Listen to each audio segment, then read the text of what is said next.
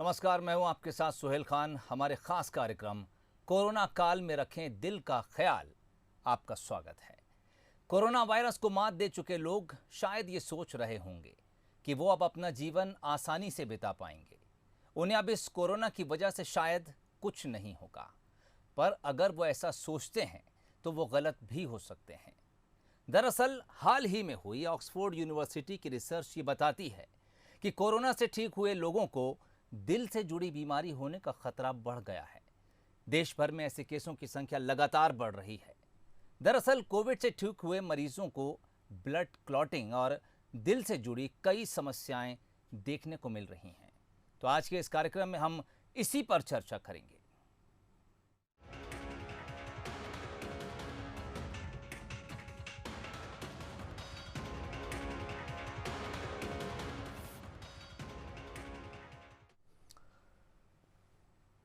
देश में corona virus काफी तेजी से लोगों को संक्रमित कर रहा है। कोरोना वायरस शरीर में पहुंचकर कई तरह से नुकसान पहुंचा रहा है। फेफड़ों पर अटैक करके उन्हें खराब करने के साथ साथ मरीजों में पैरालिसिस और हार्ट अटैक जैसी घटनाएं भी अब देखी जा रही हैं। पिछले साल के मुकाबले इस बार कोरोना मरीजों में हार्ट अटैक का खतरा भी देखा जा रहा है। आखिर क्या कुछ इसकी वजह हो सकती है, देखिए इस रिपोर्ट के जरिए। उसके बाद चर्चा जारी रहेगी। कोरोना वायरस की दूसरी लहर आने के बाद हार्ट डैमेज के भी मामले सामने आने लगे हैं। एक हालिया स्टडी में पता चला है कि कोविड-19 से गंभीर रूप से पीड़ित तकरीबन 50% हॉस्पिटलाइज्ड मरीजों का रिकवरी के महीने भर बाद हार्ट डैमेज हुआ है। दरअसल कोरोना से संक्रमित ज्यादातर मरीजों में डी डिमर बढ़ने के कारण थ्रोम्बोसिस की समस्या हो सकती है। डी डिमर प्रोटीन का ऐसा टुकड़ा है जो तब बनता है जब शरीर में खून का थक्का घुल जाता है। थ्रोम्बोसिस के कारण मरीज में खून के थक्के की समस्या तो है ही, इसके साथ ही खून का चिपचिपा होना भी ज्यादा घातक है। इससे व्यक्ति को हार्ट अटैक या स्ट्रोक भी आ सकता है। अब ये समझना जरूरी है कि आखिर क्या है डी डिमर टेस्ट और ये क्यों करवाना जरूरी है। डी डिमर एक ब्लड टेस्ट है जो कि खून में प्रोटीन फ्रेगमेंट की जांच करता है। ये शरीर में तब बनते हैं जब रक्त में ब्लड क्लॉट घुलने लग जाते हैं। आमतौर पर डी डिमर रक्त में दिखाई नहीं देता, लेकिन अगर खून में थक्के बन रहे हैं और घुलने लगे हैं तो डी डिमर का स्तर इतना बढ़ जाता है जिसको टेस्ट की मदद से आसानी से देखा जा सकता है। रक्त वाहिकाओं में असामान्य रूप से बन रहे खून के थक्कों का पता लगाने के लिए डी डिमर टेस्ट किया जाता है। एक्सपर्ट का सुझाव है कि जिन लोगों को कोविड-19 के बाद छाती में दर्द की शिकायत है या संक्रमित होने से पहले जिन्हें कोई मामूली हार्ट डिसीज थी, तो वे इसकी इमेजिंग जरूर करवाएं। इसमें आपको पता चल जाएगा कि वायरस ने आपके दिल की मांसपेशियों को कितना नुकसान पहुंचाया है। ये हल्के लक्षण वाले मरीजों के लिए भी मददगार है। Bureau report, Bansal news. तो रिपोर्ट ये बताती है कि अब फिक्र ज्यादा बढ़ने लगी है। तो कोरोना काल में दरअसल अगर दिल अब बीमार होता चला जा रहा है तो इस दिल का ख्याल रखेंगे किस तरह से, आज इस विषय पर ही हम बातचीत करेंगे। और जिस मेहमान को हमने खास तौर से आज अपने इस कार्यक्रम में चर्चा के लिए आमंत्रित किया है, उनसे आपका तारुफ करा देता हूं। देश के जाने माने कार्डियोलॉजिस्ट हैं, डायरेक्टर हैं बंसल अस्पताल के, डॉक्टर स्कंद त्रिवेदी। डॉक्टर साहब, बहुत स्वागत है बंसल न्यूज़ की आज की हमारे इस चर्चा में। साथ ही हमारे साथ जुड़ रहे हैं आज बंसल न्यूज़ के हेड शरद द्विवेदी। शरद जी, आपका भी बहुत स्वागत है। बहुत शुक्रिया सोहेल। और जी, डॉक्टर स्कंद त्रिवेदी, अगर उनको हम सिर्फ एक कार्डियोलॉजिस्ट, देश के नामचीन कार्डियोलॉजिस्ट और एक नामचीन और वरिष्ठ चिकित्सक के दायरे में सीमित करेंगे तो मुझे लगता है कि पूरी तरह जस्टिस नहीं होगा जी, क्योंकि वो एक बड़े डायमेंशन पर, जिस तरह से पेंडेमिक है, एक महामारी है, वो न सिर्फ उसको देखते हैं एक मेडिकल फ्रेटर्निटी से आने वाले एक सीनियर पर्सन के नाते, बल्कि देश, समय, काल और परिस्थितियों में पेंडेमिक की वजह से जो डिस्क्रिपेंसीज हैं, जो विसंगतियां हैं, जो चुनौतियां हैं, वो जो उत्पन्न हुई हैं, डॉक्टर त्रिवेदी उन पर भी गहरी निगाह रखते हैं। तो आज एक टोटलिटी में वो हमारे साथ रहेंगे, समग्र रूप से वो एक चिंतक की तरह भी मैं कहूँगा, एक विचारक की तरह, जी। और किस तरह से इन परिस्थितियों में इन तमाम चीज़ों का महत्व है और इनके चैलेंजेस भी हैं, इन सब पर हम उनके साथ बात करेंगे। और कार्यक्रम के अगले लेग में, चरण में, कुछ हम सेलेक्टेड कॉल्स भी लेंगे लोगों की, मध्य प्रदेश और छत्तीसगढ़ या देश के दूसरे हिस्सों से भी। डॉक्टर त्रिवेदी, आपका मैं बहुत स्वागत करता हूं। नमस्कार जी। पहले मैं पहला सवाल आपसे यही लेकर मैं आगे बढ़ना चाहूँगा कि मुझे ये बताइए कि ये जो पेंडेमिक है, ये इसके पहले भी 1 साल पहले जो हमने देखा, उससे ये किस मायने में पूरी तरह भिन्न है, और अपने साथ क्या ये चैलेंजेस जो डायरेक्टली हमें दिख भी रहे हैं और जो नहीं दिख रहे हैं वो लेकर आया?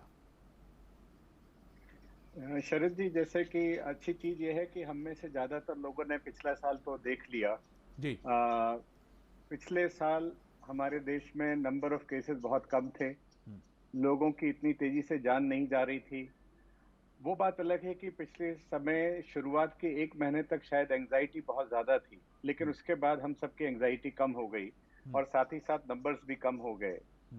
लेकिन यहाँ पर जो हमसे गलती हो गई कि इतिहास से शायद हमने नहीं सीखा और दूसरे देशों से नहीं सीखा। इतिहास बताता है कि 1905 में जब स्पेनिश फ्लू हुआ था तो पहली वेव बहुत मामूली थी और दूसरी वेव काफी तगड़ी थी। ठीक वही जो उस वक्त हुआ हम अपने देश में अब देख रहे हैं कि पहली वेव तो शायद सिर्फ हमको बताने आई थी कि आप तैयार रहिए, दूसरी वेव की तैयारी कर लीजिए, और वही हुआ। हमसे 6 महीने पहले, करीब 4 से 6 महीने पहले जो वेस्टर्न कंट्रीज हैं जैसे इंग्लैंड, इटली वगैरह ने जो फेस किया सेकेंड वेव में, अब हम लोग वो फेस कर रहे हैं। हेल्थ केयर वर्कर के रूप में जो मुझे अभी फर्क पड़ रहा है इसको देखने से, वो ये पड़ रहा है कि वी आर ओवरवेल्म्ड। हमारे पास इतने ज्यादा मरीज आ रहे हैं कि हम संभाल नहीं पा रहे हैं जी। चाहे वो प्राइवेट सेक्टर हो या सरकारी सेक्टर हो। हम लोग जो कैपेसिटी है करीब अपनी कैपेसिटी से 5 से 10 गुना ज्यादा काम कर रहे हैं, चाहे वो नर्सेज हों, टेक्नीशियंस हों, डॉक्टर्स हों, लेकिन फिर भी चीजें नहीं संभल पा रही हैं। तो ये एक फर्क देख रहा हूं मैं पिछले साल और इस साल में, और शायद इसमें कहीं ना कहीं हम सभी की जिम्मेवारी है।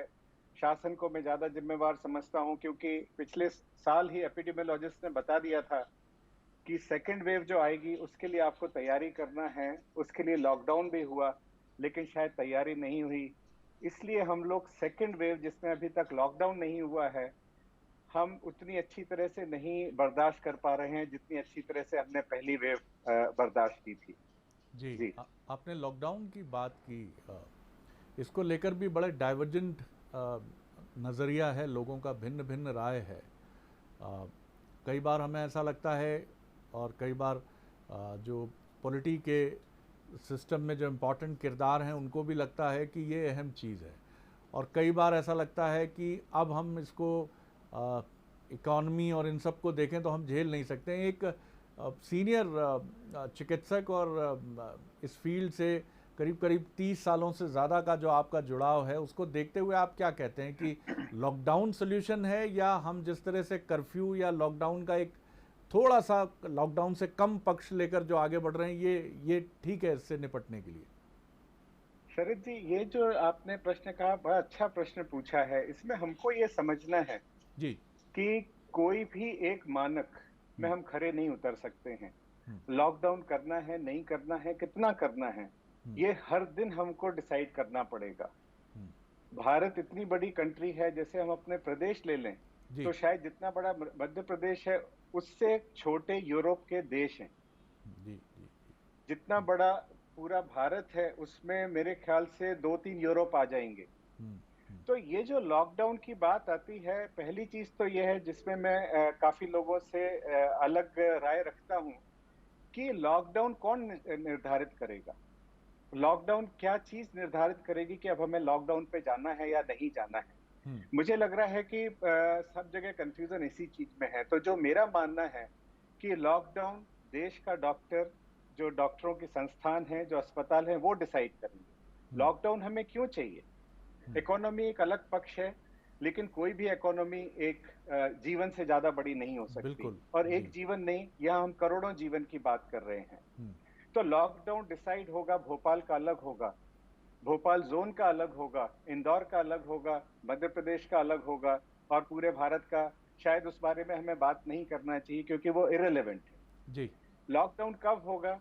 जब हमारे पास इतने ज्यादा मरीज आ रहे हैं कि हम उनको हेल्थ केयर नहीं दे पा रहे, तो जी। ये लॉकडाउन बताएगा। ये भी हो सकता है भोपाल के एक एरिया में लॉकडाउन की जरूरत हो और दूसरा हम छोड़ दें। तो मेरे विचार इसमें अलग हैं, और जो दो चीज मैं समराइज करता हूं, नंबर एक, लॉकडाउन मानव जीवन का डिसीजन मेकर है, ना कि इकोनॉमी का। इकोनॉमी कौन बनाएगा? इकोनॉमी तो मानव ही बनाएंगे ना। और इसी तरह से लॉकडाउन कब होगा? लॉकडाउन जब होगा जब हमारे अस्पतालों में तिल रखने की जगह नहीं होगी, जब हमारे पास ऑक्सीजन नहीं होगी, जब हमारे पास हेल्थ केयर वर्कर्स की कमी पड़ने लगेगी, तब लॉकडाउन होगा। तो ऐसा मेरा मानना है। तो हो सकता है ये राय जो सरकार का जो सोच है उससे शायद अलग हो। दूसरी चीज जो लॉकडाउन डिसाइड करेगा वो नंबर्स डिसाइड करेंगे कि हमारे पास कितने नंबर्स हैं मरीजों के, डेथ के। लेकिन फिर से मेरा जो विरोधाभास है वो ये विरोधाभास है कि यदि नंबर ही सही नहीं है तो इसमें निर्णय कौन करेगा? नंबर जो निर्णय होगा लॉकडाउन का वो तो इन्हीं नंबर से होगा। लेकिन यदि दिखाया जाए कि डेथ सिर्फ 2 हैं, 4 हैं, 5 हैं, तो वो नंबर जस्टिफाई नहीं कर पाएंगे लॉकडाउन को। हमको सॉलिड डेटा चाहिए जो सही हो, कितने लोग पॉजिटिव हो रहे हैं, पॉजिटिविटी बढ़ रही है कि घट रही है, और जो कि आर्टिफिशियल ना हो। जो डेटा, यदि हमारा सही डेटा होगा तो हम लोग ये निर्णय ले पाएंगे। और जब हम इन चीजों को ध्यान में रख के निर्णय करेंगे तो शरद जी, मैं आपको विश्वास दिलाता हूं, बाद में जीत इकोनॉमी की भी होगी। लेकिन यदि डेटा सही नहीं है तो शायद हम लोगों का जीवन भी खो देंगे और इकोनॉमी भी। सर, एक बड़ा आपने एक अलग नज़रिया यहाँ रखने की कोशिश की है कि, और मैं ये एक फोरम के लिए ओपन अप करता हूँ आपके इस नज़रिए को, क्योंकि मैं भी शायद एक इतना बड़ा एक्सपर्ट अपने को या एक इतना बड़ा विश्लेषणकर्ता के तौर पे नहीं देख पाता हूँ कि मैं इस सवाल आपके इस राय से सहमत हूँ या असहमत हो जाऊँ।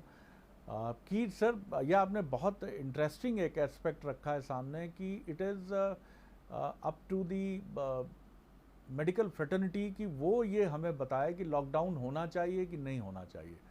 तो सर, इसका आधार छोटा सा मुझे एक छोटा सा और समझा दीजिए, क्योंकि मुझे लगता है मेरी तरह कई लोगों के मन में ये सवाल होगा कि हम अपनी ज़रूरतें और नीड्स के हिसाब से, ये बात तो हमने पहले सुनी है कि हमें जहाँ सिवियरिटी ज़्यादा है वहाँ लॉकडाउन या कर्फ्यू का अंदाज़ अलग हो, जहाँ कम है पहले हमने पूरे देश में कर दिया, जहाँ ज़रूरत नहीं है वहाँ भी लॉकडाउन था, और जहाँ ज़रूरत बहुत अधिक थी वहाँ भी उसी लेवल का लॉकडाउन था। ये मेडिकल फ्रेटर्निटी कैसे तय करे, इस पर सर कुछ रोशनी डाल। देखिए शरद जी, इसमें जो एक बुनियादी गलती हुई है, मैं अभी भी देखता हूँ, चाहे कोई भी सरकार हो, भारत की सरकार हो या मध्य प्रदेश की सरकार हो, डॉक्टरी में एक अंग होता है जिसको हम लोग कम्युनिटी मेडिसिन कहते हैं। उसके कुछ एक्सपर्ट्स होते हैं जिनको हम एपिडेमियोलॉजिस्ट कहते हैं। जो एपिडेमियोलॉजिस्ट हैं वो इस चीज के विद्वान होते हैं कि जब कोई महामारी फैले तो किस तरह से फैलेगी, कैसे बढ़ेगी, उसका दूसरा जब वेव आएगी तब क्या होगा, उस वेव में उसका स्वरूप कैसे होगा जो समय के साथ साथ बदलेगा। जैसे मैं आपको उदाहरण के तौर पे बताता हूं कि अभी पिछले करीब 15-20 दिनों से जिस तरह से नंबर बढ़ रहे हैं, तो इसमें जो हमारी सोच है इस महामारी के प्रति पूरा 180 डिग्री बदल जाती है। आपने पिछले साल सुना होगा कि आरटीपीसीआर टेस्ट कराइए, वो पिछले साल की बात थी। आज जिस स्टेज पर हम हैं, इतना ज्यादा रैम्पेंट हो गया है कि हर दूसरा तीसरा आदमी पॉजिटिव है। तो यहाँ पर बात आती है, जिसको भी सर्दी खांसी जुकाम बुखार है वो पॉजिटिव है, अनलेस प्रूव्ड अदरवाइज। तो ये जो एपिडेमियोलॉजिस्ट है इन चीजों का ज्ञान रखते हैं, वो देखते हैं कि रिसोर्सेस कहाँ पर हैं, अस्पताल में बेड हैं कि नहीं है, ऑक्सीजन मिल रही है कि नहीं है। और ये भी जो ये विद्वान है ये इस चीज का ख्याल रखते हैं, इस चीज का डेटा ये लोग कलेक्ट करते हैं ईमानदारी से कि आने वाले 2 से 4 हफ्ते में स्थिति क्या बनेगी। तो यदि मुझे लगता है, जो यदि मैं एपिडेमियोलॉजिस्ट हूँ और मुझे लगता है कि शायद हमारे पास 2 हफ्ते के बाद ऑक्सीजन नहीं मिल पाएगी, तो जी। ये समय है लॉकडाउन का। तो यदि कहीं पर ऑक्सीजन की कमी नहीं है, तो हम वहां पे खुला रखें, जहां पे कमी है हम वहां लॉकडाउन कर दें। जहां पर लगता है अस्पताल में, ये भी हो सकता है कि आसपास में तो उपलब्ध है, लेकिन पता लगा एक अस्पताल के 50% से ज्यादा जो हेल्थ केयर वर्कर्स हैं वो इन्फेक्ट हो गए। जी, जी, जी, अब जी। अस्पताल चलाएगा तो बिल्कुल। हेल्थ केयर वर्कर ही जी ना। हाँ, जी हाँ। आपके पास ऑक्सीजन है, हुँ, लेकिन हेल्थ केयर वर्कर बीमार हैं। हुँ। लेकिन आश्चर्य यह है कि इस तरह का डेटा सरकार ने कभी कलेक्ट नहीं किया कि आपके पास कितने बेड जी। हैं, कितनी ऑक्सीजन है, आपके पास कितने हेल्थ केयर वर्कर्स हैं, कितने बेड पर आप डिलीवरी कर पाएंगे हेल्थ केयर देने की। हुँ, तो ये हुँ। सब चीजें यदि हम रखें, ध्यान में रखें, हुँ। रियल टाइम डेटा हो और ऑनेस्ट डेटा हो, जी, जी। तब तब शायद हम लोग ज्यादा अच्छे से प्रिडिक्ट कर सकें कि आज यहाँ लॉकडाउन करना है, कल वहां लॉकडाउन करना है। और जो लॉकडाउन है, ये जी। जैसा मैंने पहले भी कहा है, ये एपिडेमियोलॉजिस्ट या टीम ऑफ डॉक्टर्स डिसाइड करे, ना कि ब्यूरोक्रेसी डिसाइड करे कि भाई अब लॉकडाउन होना। ठीक है, ब्यूरोक्रेसी कर सकती है decide, provided they have proper data. हुँ, हुँ। ये बहुत इम्पोर्टेंट बात, अब मैं इसको और बहुत साफ समझ पाया हूँ, और मुझे लगता है जो भी व्यूअर्स इसको सुन रहे हैं वो भी इसको समझ पाए होंगे कि एक टर्मिनोलॉजी हमने जो सुनी है मौसम के लिए, मौसम विभाग जब से आधुनिक तौर तरीक़ों से डॉपलर्स और रडार्स के ज़रिए प्रिडिक्शंस करने लगा है, तो जो समुद्री तूफ़ान है वो हमारे लिए खूबसूरत नाम हो गए हैं, लैला, कैटरीना। और इसी तरह जिस तरह से आपने कहा कि महामारी के ये जो मेडिकल एक्सपर्ट्स हैं, एपिडेमियोलॉजिस्ट हैं, जो ये एक बड़ी रोल प्ले करेंगे सर, क्योंकि अभी भी हम नहीं जानते कि तीसरी लहर कब दरवाजे पे खड़ी होगी, चौथी कब खड़ी होगी। आप आगे कैसे देखते हैं कि ये, इसके लिए हमें क्या करना होगा डॉक्टर साहब, कि हमारे पास मौसम विज्ञानियों की तरह महामारी की भी भविष्यवाणी करने वाले या उसको रीड करने वाले एक्सपर्ट्स का एक बहुत मजबूत नेटवर्क हो? शरद जी, आपने बहुत ही बढ़िया सिमिली दी है मेरे ख्याल से। आपके सारे दर्शकों को ये चीज समझ में आ जाएगी इससे। जी। अनफॉर्चुनेटली मैं उस तरह का मौसम वैज्ञानिक नहीं हूँ। हुँ, हुँ। हमको जो मौसम वैज्ञानिक चाहिए जी, वो कहलाते हैं एपिडेमियोलॉजिस्ट। जी, हाँ, जी, जी। मेरे को काफी कुछ आइडिया है, क्योंकि हम यहाँ पर 250 बेड का कोविड सेंटर 4 जगह पर रन कर रहे हैं, और आज 60 बेड फिर से हमने ऐड किए हैं। हुँ, तो इससे मुझे थोड़ा आइडिया आ जाता है, क्योंकि रोजमर्रा जब मैं देखता हूँ जाके तो उससे हुँ। पता लगता है। लेकिन हमारे देश में कुछ बहुत अच्छे एपिडेमियोलॉजिस्ट हैं जिन्होंने पिछले साल कम से कम 3 या 4 इंटरव्यूज में सारी चीजें प्रिडिक्ट की थी हुँ, कि महामारी इस तरह से फैलेगी, इस तरह से हम बच सकते हैं। किस तरह से उन्होंने सजेशन दिया था कि जो यंग पॉपुलेशन है उसको हम एक्सपोज करें, जिससे कि हर्ड इम्यूनिटी डेवलप हो। हुँ, लेकिन शायद हम सब लोग कॉम्प्लेसेंट हो गए जब पिछले 3-4 महीने से, जब केसेस 3-4 महीने पहले जब केसेस कम होना शुरू हो गए। हुँ। तो यही बात है, यहीं पर वो मौसम वैज्ञानिक अपने जो भी उनके इंस्ट्रूमेंट्स होते हैं उसके साथ, उनका प्रेडिक्शन था कि बारिश होगी, और शायद बहुत ही ज्यादा खूनी बारिश होगी, और शायद वही हो रहा है। जी, जी, जी। जी शरद जी। बिल्कुल आपने ठीक कहा ये बात। सर एक चीज़ मैं और समझना चाहूँगा कि इस बार जो आरटी-पीसीआर टेस्ट हम कर रहे हैं, 1 साल में ये टेस्ट कितना बदला है? क्योंकि ऐसा क्लेम एक्सपर्ट्स की तरफ से आ रहा है कि 30% के आसपास फ़ाल्स रिपोर्टिंग्स भी हो रही हैं या फ़ाल्स नेगेटिव केसेस हमको मिल रहे हैं। इसको एट्रीब्यूट किया जा रहा है कि जो अनटाइमली डेथ हैं वो भी एक कारण इसका हो सकता है। इसको हम किस तरह से सावधानी रखें और अपने डाटा प्रणाली को कैसे मुस्तैद और बेहतर और ज़्यादा अकाउंटेबल और ऑनेस्ट रखते हुए सोसाइटी के सामने आए? शरद जी, पहली चीज तो ये है कि आरटीपीसीआर बहुत सेंसिटिव टेस्ट है, और करीब 25 से 30% वो गलत हो सकता है, और उसका एक कारण है। जी। उसका कारण है कि आपने सैंपल कैसे लिया। हुँ, पिछले साल क्या हुआ, जब ये बीमारी शुरू हुई तो एक लिमिटेड लोगों को हम लोगों ने ट्रेन करके तैयार किया। जी। अब जो ट्रेन करके तैयार किया वो दिन में 50 टेस्ट कर सकते थे, 60 टेस्ट कर सकते थे, ज्यादा से ज्यादा 70 टेस्ट कर सकते थे, एक आदमी एक दिन में। हुँ, हुँ। इस साल क्या हो रहा है, इस साल इतने ज्यादा नंबर आ रहे हैं कि जो एक व्यक्ति 60-70 टेस्ट करता था वो 150-200 टेस्ट कर रहा है। ओह! तो हुँ, ये एक कारण है जिस कारण से ये नेगेटिविटी हो सकती है कि आदमी टेस्ट पॉजिटिव है और रिपोर्ट नेगेटिव आई। एक बात ये है, जी। दूसरी बात यह है कि बहुत सारे लोगों को कोविड हो चुका है जो अनजाने में माइनर इलनेस थी, और उसके बाद जब वो दिखाने गए फेफड़े की वजह से, तो पता लगा सीटी स्कैन में उनको कि लंग्स डैमेज है।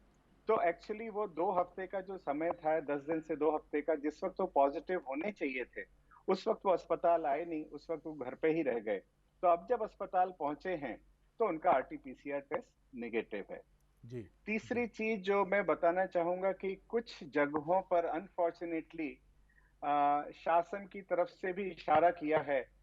मैं जानता हूँ ये कंट्रोवर्शियल चीज है, ऑफ द रिकॉर्ड भी बोल सकता हूँ मैं इसको, कि कंट्रोल करने के लिए कि लोगों में दहशत ना फैले। इंटेंशन अच्छा है कि लोगों में जी, दहशत ना फैले कि आज इतने पॉजिटिव हो गए। बिल्कुल ठीक बात अ, है। जी। तो ये 3 कारण मुझे लगता है कि जो एक कारण है कि जो आरटीपीसीआर नेगेटिव आए हैं। आरटीपीसीआर बहुत ही ज्यादा सेंसिटिव टेस्ट है, तो इसको बोलना कि ये गलत है, ये उचित नहीं होगा, एक चीज।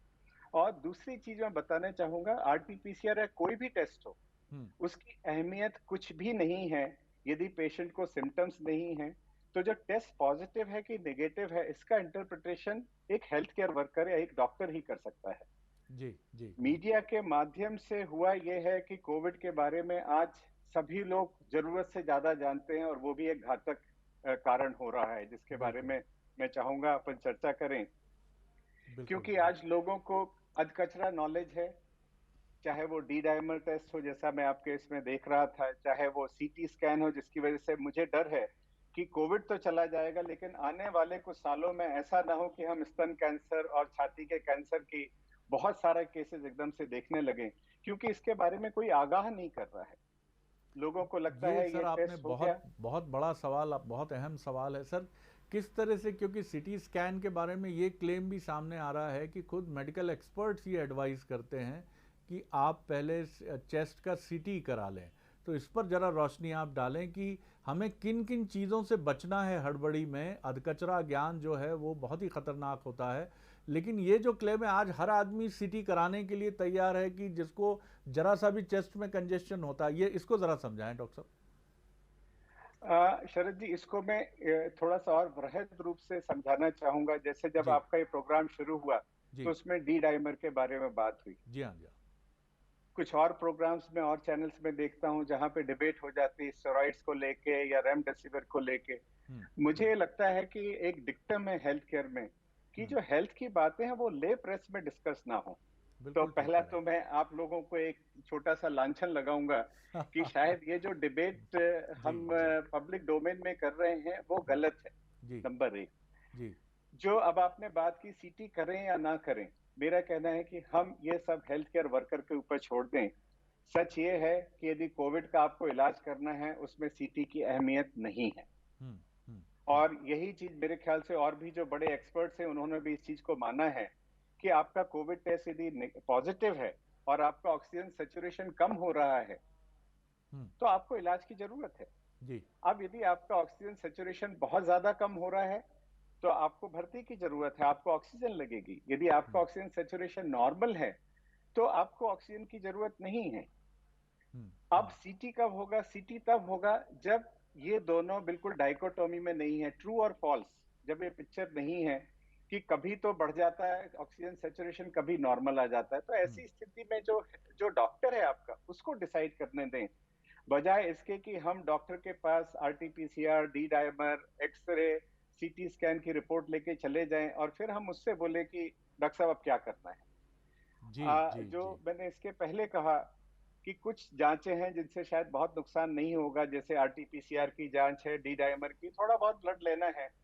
लेकिन वो जांचें जो एंजाइटी पैदा कर रही हैं, आज मैं कुछ दिनों से पेशेंट नहीं देख रहा हूं लेकिन जो मेरे कलीग्स हैं वो बताते हैं कि एंजाइटी के कारण भरे हुए हैं। जो मित्र हैं उनके फोन में सिर्फ एंजाइटी है कि मेरा डी डायमर 1 पॉइंट ज्यादा है, मेरा फलाना टेस्ट 2 पॉइंट कम है, और वो उस कारण से उन्होंने जीना बंद कर दिया। हुँ, और मैं आपको बताना चाहूंगा ये जो एंजाइटी है ये अपने आप में एक बहुत बड़ा रिस्क फैक्टर है, ना सिर्फ कोरोना के लिए लेकिन एज ए कार्डियोलॉजिस्ट एक हार्ट अटैक के लिए भी।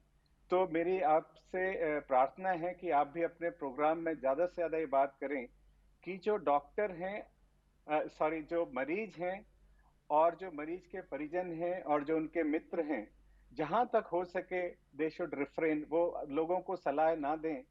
हमारे देश में डॉक्टरों की इतनी कमी नहीं है कि उनको एक डॉक्टर ना मिले जो उनको प्रॉपर सलाह दे सके। जी, और बिल्कुल। सीटी को लेके मैं बहुत परेशान हूँ। कुछ लोग हैं, कुछ मरीज हैं जो कोरोना के 15 दिन में, 20 दिन में 4-4 दफे सीटी हो रहा है। आपको जान के आश्चर्य होगा कि एक सीटी में जो एक्सरे हैं वो करीब 300 से 400, जो हम छाती का एक्सरे लेते हैं उतना ज्यादा रेडिएशन है। ओह आज तो हो। वो नहीं दिख रहा है। आज हम्म। वो नहीं दिख रहा है। वो दिखेगा कब? वो दिखेगा आज से 5-7 साल बाद। तब आप हम्म। कोरोना भूल चुके होंगे और आप बोलेंगे कि मुझे ये कैंसर क्यों हो गया, मैं तो सिगरेट भी नहीं पीता था। ओह तो ये हो। चिंता की बात है। और मैं चाहूंगा कि ये इस बारे में आप कुछ और प्रोग्राम्स करें जिससे लोगों को हम जागरूक कर सकें। तो पहले तो मैं यही स्पष्ट कर दूं यहाँ कि जो व्यूअर्स इस प्रोग्राम को देख रहे हैं, किसी भी एंग्जाइटी लेवल पे ना जाएं। और कोई भी, डॉक्टर साहब ने बहुत अच्छी बात कही है कि इस समय हमारा जो व्हाट्सएप है वो भरा हुआ है, फ्लडेड है सो कॉल्ड मेडिकल एक्सपर्ट्स के ओपिनियन से। हमें नहीं मालूम ये मुंबई में किसी बड़े हॉस्पिटल में या मझोले हॉस्पिटल में रेजिडेंट डॉक्टर हैं या एक्सपर्ट हैं कि नहीं, लेकिन वो अपनी रिफाइंड अंग्रेज़ी या हिंदी में हमसे मुखातिब ऐसे होते हैं कि जैसे कोरोना पर नई रिसर्च या नई चीज़ का उनको पता है। तो अपने को दूर रखिए, जैसा डॉक्टर साहब ने कहा, refrain your self from such kind of things. आप अपने को फोकस्ड करिए, अपने जो भी आपके फिजिशियन हो, और कोशिश ये करिए जिनसे आपका परिचय बहुत अच्छा हो, उनसे आप, भले ही वो व्यस्त होंगे अभी, लेकिन डॉक्टर्स बहुत बात कर रहे हैं और काउंसलिंग भी कर रहे हैं।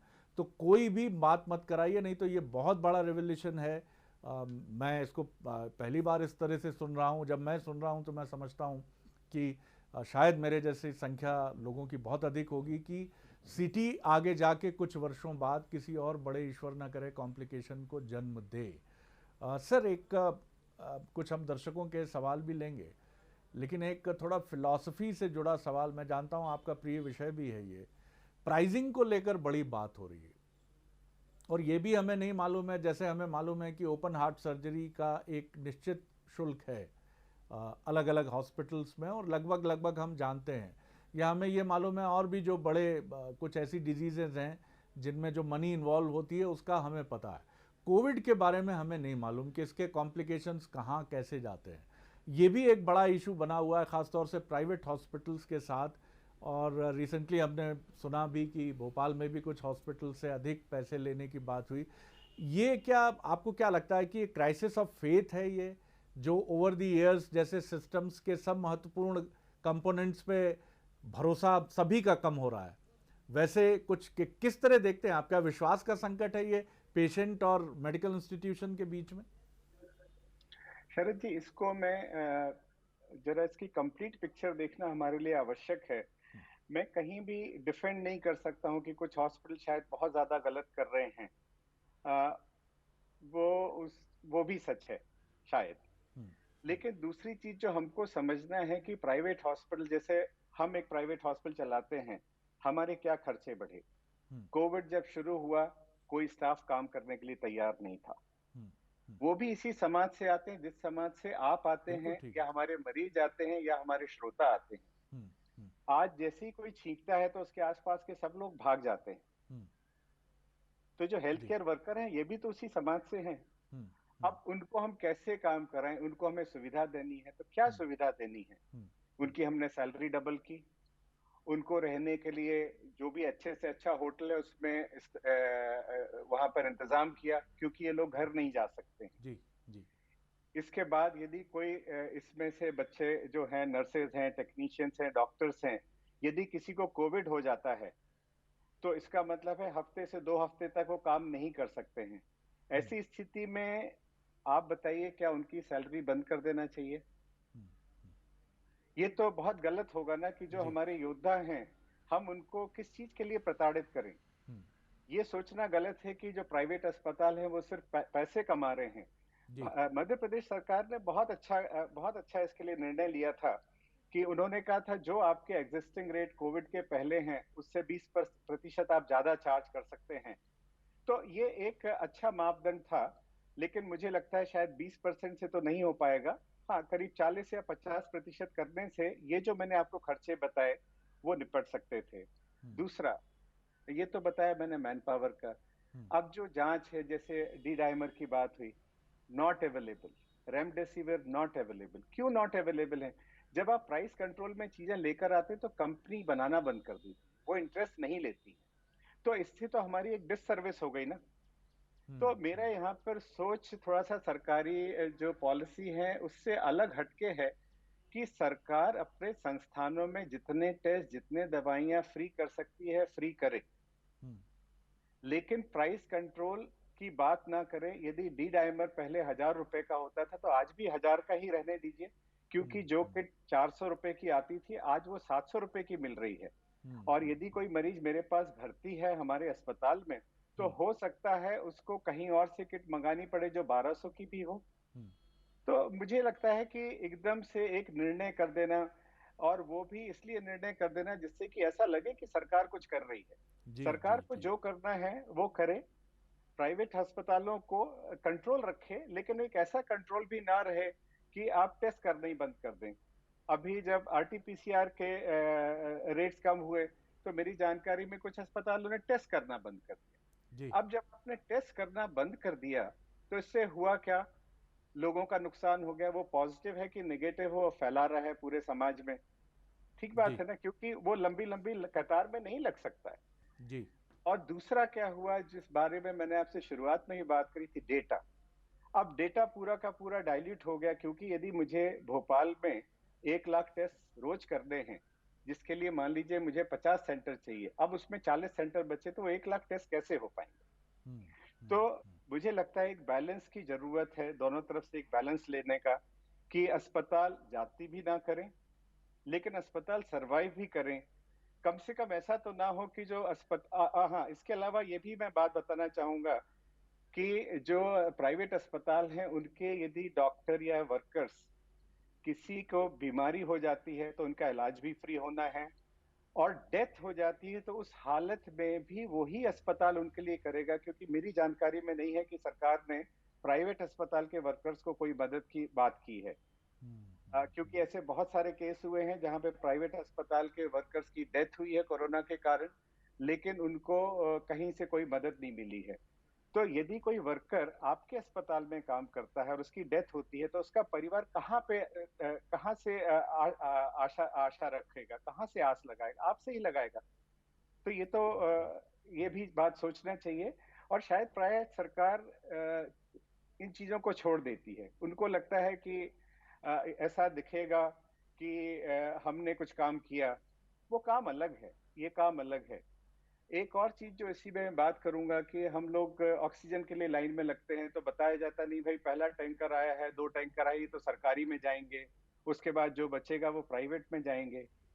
तो यहाँ पे मेरे जो फिलोसफिकल व्यू है, मरीज तो मरीज है, मरीज सरकारी और प्राइवेट नहीं होता। हम इसका रोटेशन बनाए कि भाई 1 2 3 4 5 इस तरह से रोटेशन होगा हर रिसोर्स का, चाहे वो ऑक्सीजन हो, चाहे वो रेमडेसिविर हो, चाहे कुछ और हो। और जो लोग पैसा देने में सक्षम हैं उन्होंने एक बहुत बड़ी मदद की है सरकारी अस्पताल को खाली रखकर, जिससे कि जो हमारे जो मरीज हैं जो बेचारे खर्चा नहीं कर सकते उनके लिए बेड उपलब्ध है। नहीं तो सोचिए यदि जो पे पेशेंट हैं वो भी सरकारी में चले जाते तो क्या हाल होते। ये सोचने की बात है।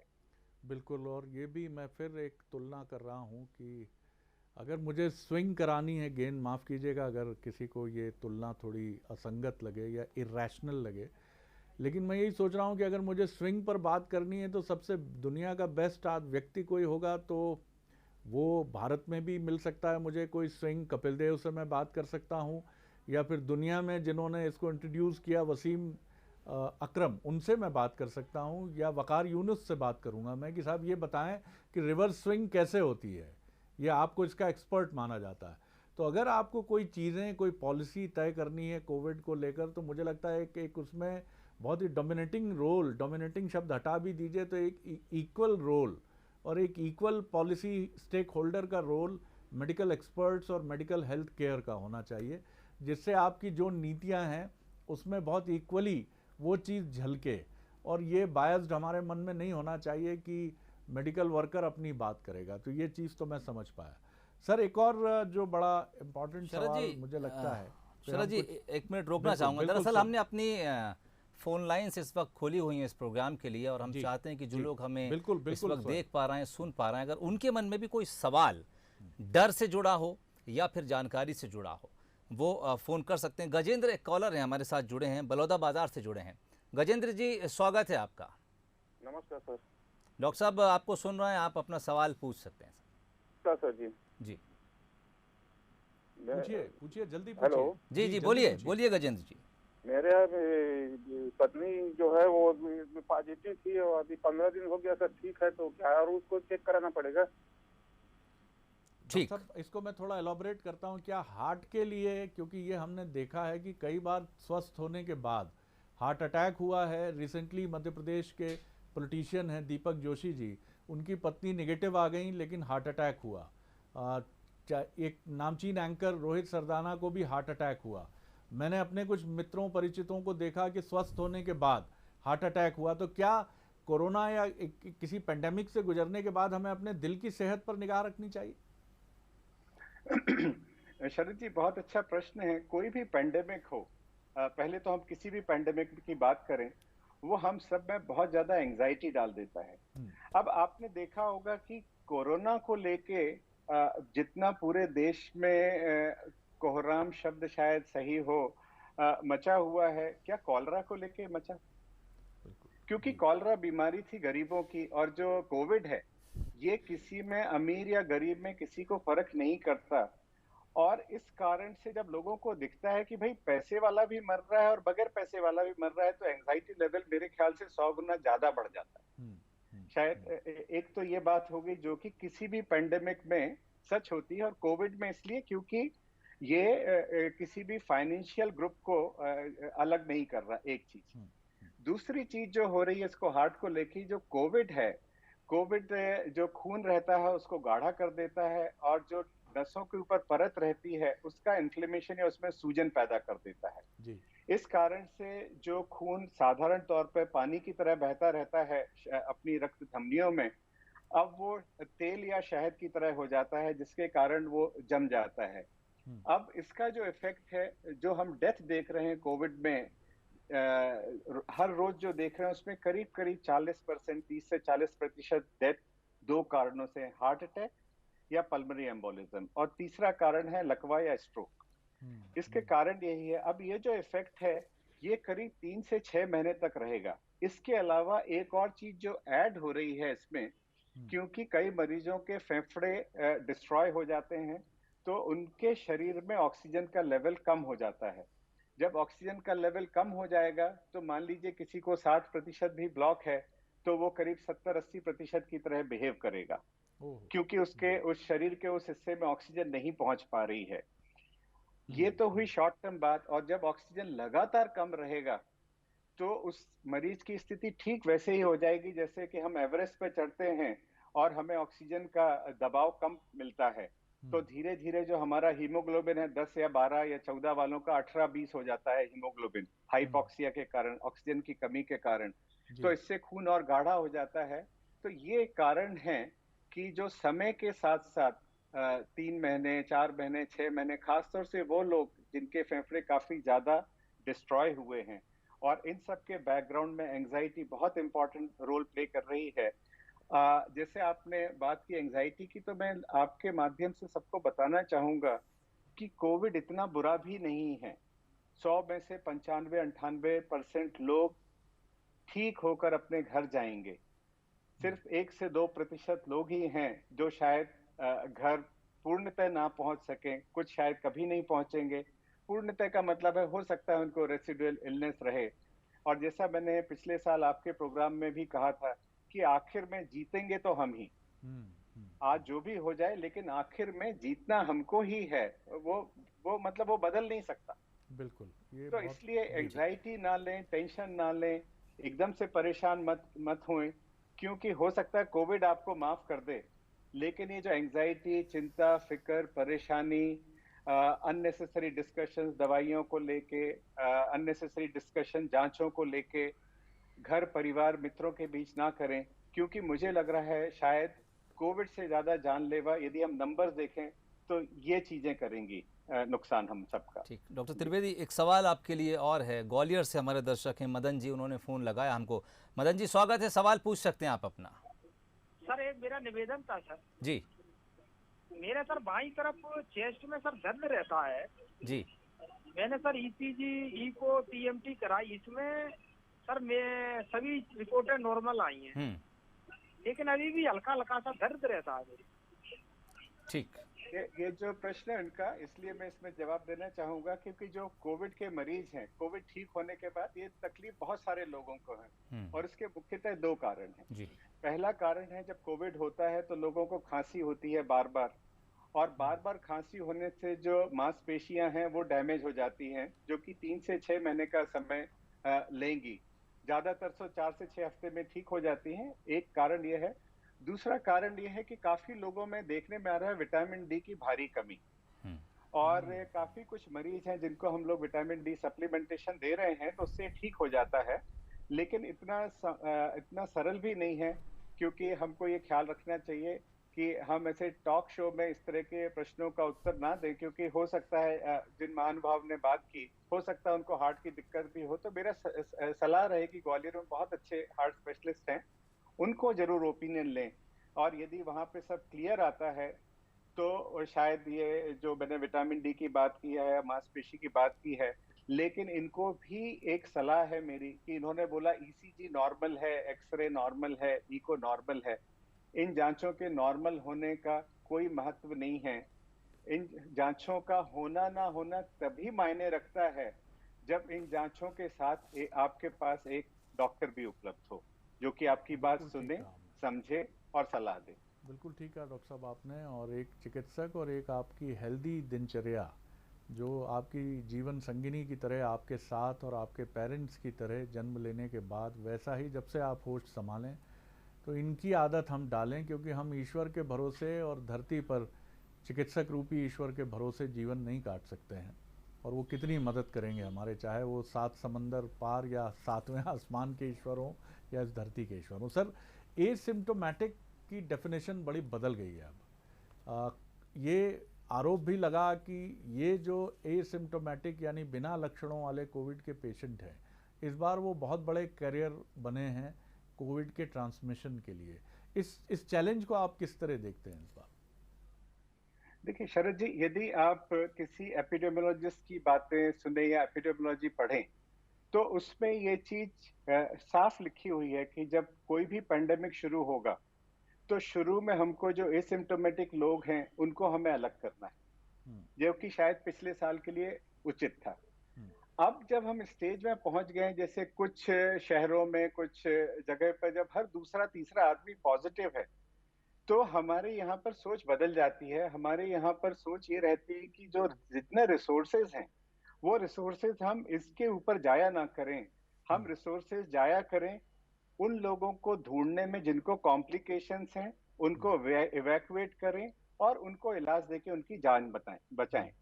क्योंकि सच यही है कि आज नहीं तो कल, नहीं तो परसों, मुझे लगता है हम में से हर एक आदमी किसी ना किसी रूप में कोविड पॉजिटिव होगा, और कुछ लोग दोबारा से भी होंगे। जैसे कि इस बार भी हम देख रहे हैं कुछ लोगों को पिछले साल कोविड हुआ, वो इस बार फिर कोविड हो गया उनको। कुछ लोगों को जिनको कोविड हुआ, वैक्सीन भी लग गई है और इस बार फिर कोविड हुआ। तो कोविड से निकल पाना इतना आसान नहीं है, लेकिन जैसे जैसे हम इस पेंडेमिक में अलग अलग टाइमलाइन में पहुंचते हैं, हमारा जो सोच है अलग अलग, जैसे आरटीपीसीआर का मैंने बताया कि शायद आज आरटीपीसीआर की बहुत जरूरत नहीं रह गई। आपको सर्दी खांसी जुकाम है, आप कोविड पॉजिटिव है, ठीक है ना। तो इसी तरह से जैसे और बढ़ेगा तो और बढ़ जाएगी। इसी तरह से आप ठीक हैं, आप एसिम्प्टोमेटिक है, आपके घर में सब ठीक ठाक है, आप एक अलग कमरे में हो जाइए या आप बने भी रहेंगे साथ में, तो बहुत फर्क नहीं पड़ेगा, और ये सच है। और जब जहां पर 135 करोड़ की आबादी हो, वहां पे ये सब चीजें फोटोशॉप के लिए ठीक लगती हैं, लेकिन आप कभी भी इनको आइसोलेट नहीं कर पाएंगे। तो जहां तक हो सके, यदि 2 लोग पास पड़ोस में रहते हैं, एक घर में 4 पॉजिटिव हैं, एक घर में 3 पॉजिटिव हैं, बेहतर है इनको पड़ोस के घर में सारे पॉजिटिव एक तरफ कर दें और जो नेगेटिव है उनको एक तरफ कर दें। इससे डॉक्टर सामाजिक सौहार्द भी बढ़ेगा और शायद सरकार को मदद भी मिलेगी, क्योंकि सरकार भी कहाँ तक करेगी, कहाँ तक दौड़ेगी। बिल्कुल ठीक बात। डॉक्टर त्रिवेदी, एक सवाल और आपके लिए शिवपुरी से हमारे पास आ रहा है। डॉक्टर आकांक्षा हमारे साथ जुड़ी हैं। डॉक्टर आकांक्षा, स्वागत है बंसल न्यूज में, सवाल आप पूछ सकती हैं।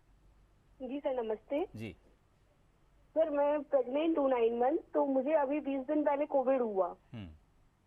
तो मेरा सर डी डाइमर जो है 465 Ng/ml आ रहा है जी, और LI6 जो करवाया था IL6 टेस्ट वो नॉर्मल हो गया और CRP भी नॉर्मल हो गया जी। तो सर मुझे कोई प्रॉब्लम है? डॉक्टर साहब, मैं आपके प्रश्न का उत्तर देने से मना करता हूं, क्योंकि मैं नहीं चाहता हूं कि इस तरह की चीजें हम एनकरेज करें। सिर्फ एक शब्द बोल के मैं रह जाता हूं कि प्रेगनेंसी में डी डाइमर बढ़ सकता है, और बाकी इन सब चीजों के लिए बेहतर होगा कि आप अपने जो डॉक्टर हैं उनसे मदद लें, बजाय इसके कि मैं एक लाइव टेलीविजन शो के थ्रू आपको कुछ बातें समझाऊं जिसको आप फिर से गलत इंटरप्रेट करेंगी, जैसे कि आपने इन टेस्ट को करवा के किया। तो माफी चाहूंगा मैं आपसे, क्योंकि मैं चीजें एनकरेज नहीं करना चाहता। लेकिन डॉक्टर साहब, आप सवाल का जवाब ना देकर भी डॉक्टर आकांक्षा के लिए आपने एक बहुत ही बेहतर जवाब दिया है। डॉक्टर आकांक्षा, आपको हम उम्मीद है आप इस जवाब को समझी होंगी, इस इशारे को समझी होंगी। एक बहुत ऐसी सिचुएशन में हैं आप जहां पर एक ज़िंदगी को आप जन्म देने वाली हैं। बेहतर है किसी डॉक्टर से आप खुद मिलें, अपनी पूरी हालात, पूरी तस्वीर उसके सामने रखें और उनके फिर मशवरे पर ही आप कोई ना कोई आगे स्टेप लें। शरद जी। बिल्कुल, मुझे लगता है कि ये बहुत ही करेजियस डिसीजन है डॉक्टर साहब का, और हम सब इसका सम्मान इसलिए करते हैं कि इस तरह के फोरम का चिकित्सा पद्धति के तौर पर इस्तेमाल नहीं होना चाहिए। यहाँ पर हम सिर्फ उन चीज़ों की बात करें जो मोटे मोटे तौर पर कहीं ना कहीं सैद्धांतिक हों, या कहीं ना कहीं ट्रीटमेंट की और एपिडेमिक से निपटने की फ़िलॉसफी और उसकी मोडस ऑपरेंडी पर निर्भर हों तो ज़्यादा बेहतर होगा। ये एक नज़रिया है और बड़ा मजबूत नज़रिया है, मैं तो इत्तेफाक करता हूँ। मुझे लगता है हमारे दर्शक भी सहमत होंगे, क्योंकि ये बड़ा ख़तरनाक भी है अगर ये मंच ट्रीटमेंट देने के मंच में बदल जाए, और ऐसे बड़े मंच हैं आज हमारे पास। बिल्कुल। और दीपक दुबे शरद जी इस वक्त हमारे साथ जुड़ गए। डॉक्टर स्कंद त्रिवेदी लाइन पर हैं। दीपक जी, आप अपना सवाल पूछ सकते हैं। कहाँ से हैं सोहेल? कहाँ से? भोपाल से जुड़े सर। जी दीपक जी, पूछिए संक्षेप में। सर, मैं भोपाल से बात कर रहा था, भोपाल से नजीराबाद जी। सर, मैं ये पूछ रहा था। जी बोलिए बोलिए। भटक गए। सर, मैं ये पूछ रहा था। जी चलिए, सर, मुझे नहीं लगता इनके पास कोई मजबूत सवाल हाँ, है। बोलिए बोलिए दीपक जी, आवाज़ आ रही है आपकी। जो मैं भी हॉस्पिटल गया था और मैंने वहाँ पे जांच कराई। मुझे लगता है सोहेल, हम सवाल नहीं लेना चाहिए, हमें ये समय ज़ाया करना है। माफ़ी चाहूँगा दीपक जी, डॉक्टर साहब के इस डिसीजन से मुझे भी कुछ ताकत मिली है, और मुझे लगता है कि हमें इसका समय का उपयोग करना चाहिए, क्योंकि एक एक क्षण बहुत कीमती है और एक एक्सपर्ट हमारे साथ हैं और लोग उनको सुनना चाहते हैं। मैं अगले सवाल पर आता हूं, और ये हम रिक्वेस्ट करेंगे जो भी दर्शक सवाल करना चाहें, बहुत ही फोकस्ड और पॉइंटेड सवाल होना चाहिए, और वो एक कहीं ना कहीं एक ऐसा सवाल हो जो हज़ारों लाखों लोगों की मदद भी करे, इस तरह का सवाल होना चाहिए। डॉक्टर साहब, एक और जो चीज़ मेरे जहन में आती है कि आपने बिल्कुल ठीक कहा, हमारा मनोविज्ञान बहुत बदल गया। मुझे याद आता है पिछले साल हमारे ऑफिस में हमारे एक सहयोगी कोविड पॉजिटिव हुए थे, और उनकी वजह से 15 स्वस्थ लोगों ने 10 दिन की छुट्टियां ले ली थी। लेकिन आज स्थितियां भिन्न हैं, कोविड पॉजिटिव साथी निकलते हैं, सामने आते हैं, लेकिन हम लोग बहुत करेजियसली उसको देखते हैं, समझते हैं, उनकी चुनौतियों को भी समझते हैं। तो ये एक बड़ा परिवर्तन है, सकारात्मक भी लगता है मुझे। और आपको क्या लगता है कि किन सकारात्मक चीज़ों की तरफ हम बढ़ें? मेरे ख्याल से एक बहुत अच्छी चीज जो हुई है पिछले साल और इस साल, कि पिछले साल कोविड का धर्म होता था, इस बार वो धर्मनिरपेक्ष हो गया है। ये एक बहुत बड़ी उपलब्धता मानूंगा मैं। जी और खासतौर से खुशी होती है तब जब मैं देखता हूँ कि कोविड पॉजिटिव पेशेंट का प्लाज्मा लेने के लिए और देने के लिए होड़ लग जाती है, बगैर कोई इधर उधर की बात किए हुए। तो शायद मुझे लगता है कि पिछले साल और इस साल इस कोविड ने जो हमारे क्या कहना चाहिए, कैरेक्टर के ऊपर जो सिल्वर लाइनिंग लगाई है, शायद ये एक बहुत पॉजिटिव स्टेप भी है कोविड का। ऐसा नहीं है कि सब कुछ कोविड ने जो किया गलत ही किया, ये बहुत ही पॉजिटिव स्टेप है। उसने ये भी सिखाया कि हम एक दूसरे के साथ कैसे मदद कर सकें। बहुत सारे लोग आए हैं साथ में, और साथ में कुछ गलत भी हुआ, जैसे जो हमारे हेल्थ केयर वर्कर्स हैं, जहां वो रहते थे उनको घुसने नहीं दिया, उनकी कॉलोनीज में घुसने नहीं दिया, जो मुझे लगता है कि एक शर्मनाक बिहेवियर रहा है कुछ सोसाइटीज का, कुछ होटल्स का।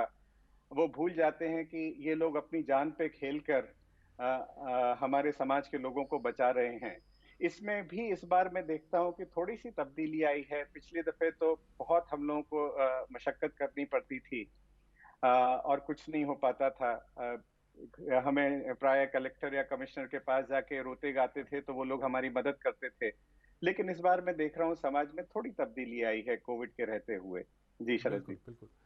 डॉक्टर साहब, एक मेरा भावनात्मक सवाल है, आप इसको भावनात्मक प्रश्न के तौर पर देखकर खारिज भी कर सकते हैं। क्या आपको लगता है कि कोरोना संक्रमण जिस तरह फैला है, मुझे लगता है कि जो पेशेंट हॉस्पिटलाइज हैं उनके परिजन अगर पीपीई किट के साथ उन्हें सप्ताह में नहीं 1 या 2 बार अगर उनसे मिल सकें तो उनका मनोबल बढ़ेगा। और कुछ आज भोपाल में ही एक मैंने घटना के बारे में पढ़ा कि एक बेटे ने अपनी, मध्य प्रदेश की घटना है, कि माँ के साथ वो रहा वार्ड में और बड़ी जल्दी स्वस्थ हुई माँ भी। क्या आपको लगता है इसके बड़े इनकरेजिंग रिजल्ट हो सकते हैं? जी शरद जी, आपका प्रश्न बहुत अच्छा है और काश हम ये कर पाते। जी। अब ये चीजें जो हैं, आप लोग तो न्यूज रूम में बैठे हैं, मैं चाहूंगा कि आप लोग एक दिन किसी कोरोना अस्पताल के अंदर जाएं और देखें कि किस तरह से हेल्थ केयर वर्कर्स सुबह से लेकर शाम तक एक चक्री की तरह घूमते रहते हैं। और जो हमारे मरीजों के ज्यादातर परिजन हैं वो ये नहीं समझते, उनको लगता है कि they have bought a service and they want, उनको सब कुछ चाहिए, आपसे बहुत सारे प्रश्न भी चाहिए। जो भी अस्पताल हैं, प्राइवेट चाहे सरकारी, यदि वो 100 मरीज 1000 मरीज देखने के सक्षम थे तो आज वो 10,000 देख रहे हैं। ऐसे में असंभव है कि हम जो रिश्तेदार हैं उनको हम कंट्रोल कर सकें। उनके कुछ जायज और काफी कुछ नाजायज सवालों का जवाब देने का समय नहीं है ये। जी तो इसलिए मैं चाहूंगा कि लोग इस चीज को समझें। और इसी प्रश्न से रिलेटेड एक और चीज है जो कई दफे हमने टीवी में देखी कि परिजन लड़ाई कर रहे हैं जी, बात बात पे डॉक्टर हेल्थ केयर वर्कर से मारा पीटी कर रहे हैं, जो बेहद शर्मनाक है। इसलिए शर्मनाक कहूंगा, शायद वो भूल जाते हैं कि जो हेल्थ केयर वर्कर हैं पिछले 12-14 महीने से लगातार निरंतर बगैर छुट्टी लिए हुए अपने परिवार से दूर, उनकी मनोस्थिति भी तो सोचिए। आपका जो एक फैमिली मेंबर है वो तो 4, 5, 6, 7, 8, 10 या 12 दिन के लिए आपकी नजरों के सामने नहीं है ना। जो आपका डॉक्टर है, जो आपकी नर्स है, वो शायद 14 महीने से उसने अपना बच्चा नहीं देखा। बिल्कुल ठीक बात है। उसने अपने माँ बाप को नहीं देखा। तो वो स्टेज भी आएगी, जैसे मैंने पहले भी कहा, जीतेंगे तो हम ही। वो भी स्टेज आएगी महीने 2 महीने बाद, जब हमारे पास भी सांस लेने की फुर्सत होगी, जब आप अपने परिजन को मिलने आएंगे तो हम भी आपसे मुस्कुरा के बात कर सकेंगे। अभी तो बात यह है, आपसे मुस्कुरा के बात कर लें या आपके परिजन की जांच बचा लें, निर्णय तो आपको करना है। बिल्कुल ठीक। शरद जी, डॉक्टर स्कंद त्रिवेदी, मैं आप दोनों को रोकना चाहूंगा। एक बात जरूर मैं कहना चाहूंगा सोहेल, और इसके बाद हम वाइंड अप करेंगे क्योंकि अब हम आगे ना फोन कॉल्स ले सकते हैं।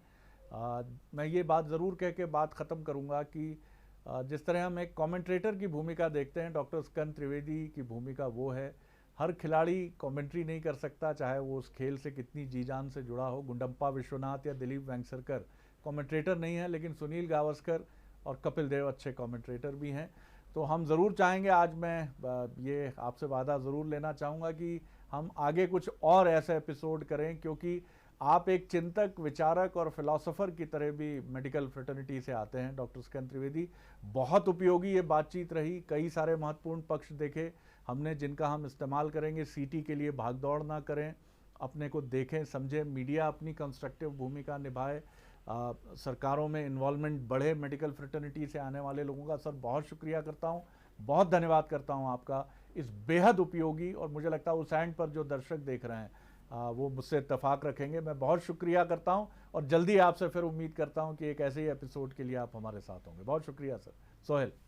चलिए शरद जी, आपका भी बहुत बहुत शुक्रिया, और ख़ास मेहमान के तौर पर हमारे साथ जुड़े डॉक्टर स्कंद त्रिवेदी, आपका भी बहुत शुक्रिया। इस उम्मीद के साथ कि एक बार फिर से आप हमारे साथ जुड़ेंगे और बेहद अच्छी और अहम जो जानकारी है वो दर्शकों के लिए एक बार फिर से हमारे साथ मिलकर शेयर करेंगे। हमारी इस आज की खास पेशकश में फ़िलहाल इतना ही। इजाज़त दीजिए, नमस्कार।